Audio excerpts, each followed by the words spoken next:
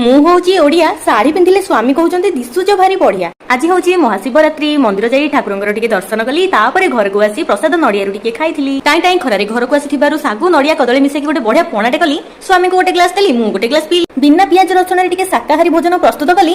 ଶାନ୍ତିରେ ତାକୁ ଖାଇ ଶୋଇବାକୁ ନାହିଁ, ମୋ ରିଲ୍ସ ବନେଇବାକୁ ଗଲି।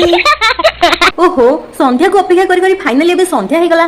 ଚାଲ ପ୍ରଥମେ ନିଜକୁ ଆଗ ସଜେଇଦବା, ମନ୍ଦିର ଯିବା ନା। ଆଗ ସଜେଇବି ମୋ ପାଦକୁ, ତାପରେ ସଜେଇବି ମୋ ମୁହଁକୁ। ପ୍ରଥମେ ଲଗେଇଲି ନେଲ ପଲିଶ, ତାପରେ ଲଗେଇଲି ଅଳତା। ଏମିତି ଭାବରେ ସୁନ୍ଦର ଦିଶିଲା ମୋ ପାଦ ଦିଟା। ମୁହଁ ମେକଅପ ଏଇଠି ମୋର ସରିଗଲା। ଶାଢୀ ପିନ୍ଧା ଖାଲି ମୋର ବାକି ରହିଲା। ଯେତେ କାମ କଲେ ବି ଯାହାର ଝାଳ ବାହାରୁ ନଥିଲା, ଶାଢୀ ପିନ୍ଧା କାମ ଆଜି ଝାଳ ବାହାର କରିଦେଲା।